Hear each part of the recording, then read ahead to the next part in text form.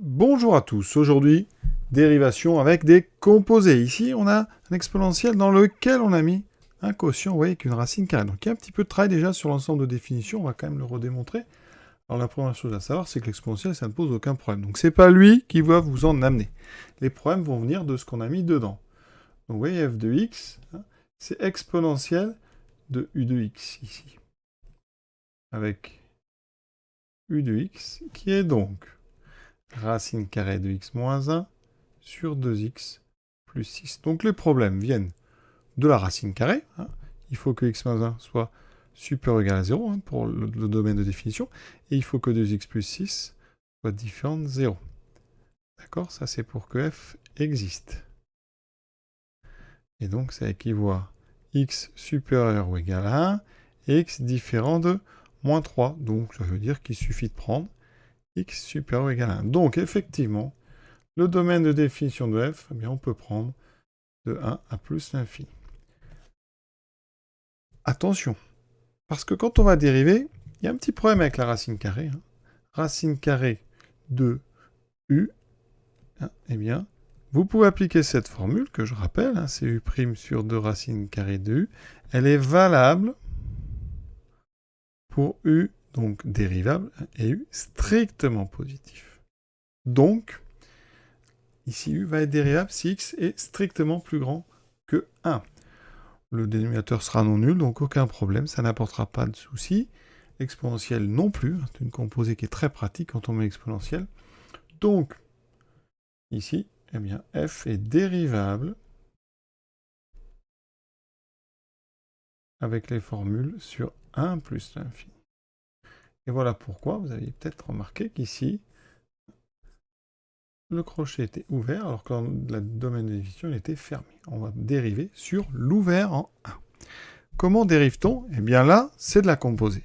Vous remarquez que f, c'est un exponentiel de u. Donc on a besoin de cette formule qu'il faut connaître absolument par cœur. On la tire des composés, il y a le u', on compose, donc le v c'est l'exponentiel, donc on va appliquer l'exponentiel en u, donc ça fait u' fois e de u.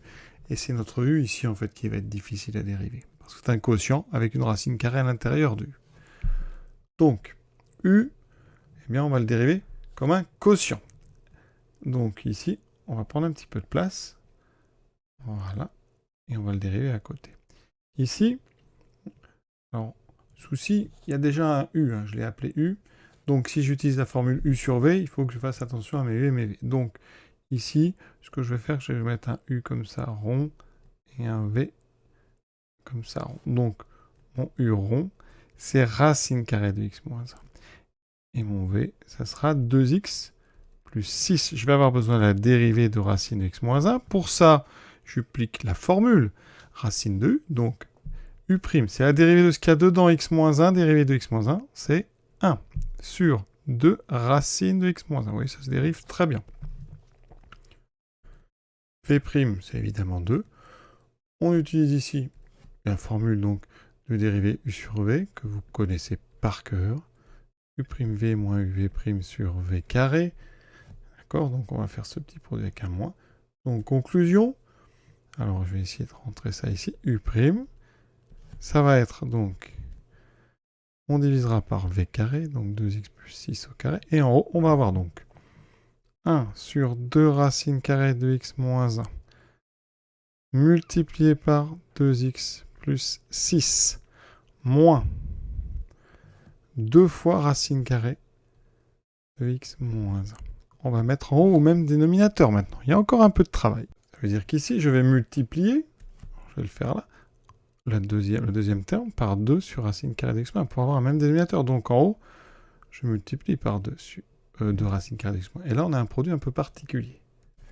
Donc là, je suis toujours à u', on est sur donc 1 plus infini ouvert en 1. Ici, je mets toujours mon dénominateur. Ici, on aura donc dénominateur 2 racine carrée de x moins 1. En haut, on a donc 2x plus 6. Moins quoi? Alors 2 fois 2, 4. Racine carrée de x moins 1 fois racine carrée de x moins 1, et bien ça fait x moins 1. On s'approche du but Donc en haut, on a 2x plus 6 moins 4x plus 4. Ça fait donc 2x moins 4x moins 2x. 6 plus 4, ça fait 10. Sur 2 racine carrée de x moins 1. Sur 2x plus 6 au carré. On divise un quotient par 2x plus 6 au carré, donc ça veut dire qu'ici, ce 2x plus 6 au carré, il va se retrouver. Ici, on aura 2x plus 10 sur donc 2. Alors ça, j'ai pas besoin de la parenthèse. J'ai 2 racines de x moins 1 multiplié par 2x plus 6 au carré. C'est quand même pas des dérivées évidentes. Maintenant, on revient à f. Le plus dur est fait. On a dérivé u. Ensuite, sur notre intervalle, toujours donc 1 plus infini ouvert 1, f', ça sera k. Alors, c'est la dérivée de l'exponentielle u, donc c'est u' de u, mais ce u, c'est celui-là. Donc, je vais tout écrire. Moins 2x plus 10, 2 racine carrée de x moins 1, sur 2x plus 6 au carré, fois donc f, c'est-à-dire l'exponentielle de donc racine carrée de x moins 1 sur 2x plus 6. Et notre travail de dérivation est terminé. Alors, ce qu'on aurait pu faire, c'est faire le tableau de variation derrière. Vous voyez ici, donc, qu'est-ce qu'on peut dire? On commence à 1. Voilà, on a vu que la dérivée, bon, qu'est-ce qui lui arrive? Tout est positif, sauf le moins 2x plus 10. Et moins 2x plus 10, eh bien ça s'annule en 5. Et ça fait 0. Et ici, donc, plus, moins. Il semblerait donc que les variations de f de x en fonction de x, c'est donc ici, pardon, c'est oui, plus, moins, donc croissant, suivi de décroissant. Donc on aurait un maximum en 5. On va, par sécurité, quand même aller vérifier ça sur GeoGebra. Alors, j'ai tout prêt ici, vous voyez, envers la courbe. Alors le problème de ces courbes, on ne voit pas trop bien. C'est des courbes qui sont assez, on ne va pas dire plates, mais on a du mal à voir où est le sommet.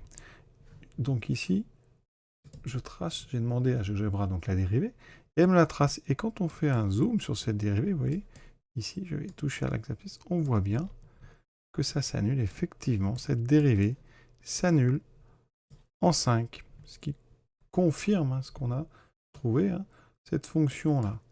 Donc on voit bien, alors c'est la verte qu'il me faut, la rouge c'est la dérivée. Donc elle est bien définie à partir de 1, vous voyez. On a un problème en 1, si vous regardez bien, parce qu'on a une tangente verticale.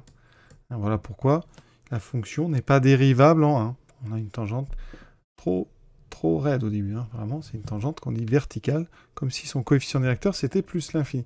Et vous avez un sommet qu'on ne voit pas très bien. Et donc c'est là l'intérêt de dériver et tout ça, c'est qu'on arrive à prouver par le calcul des choses qu'on ne peut pas forcément voir sur la courbe. Ici, eh bien, vous avez un maximum au niveau de 5. Vous voyez, c'est quand même pas très facile à voir sur la courbe.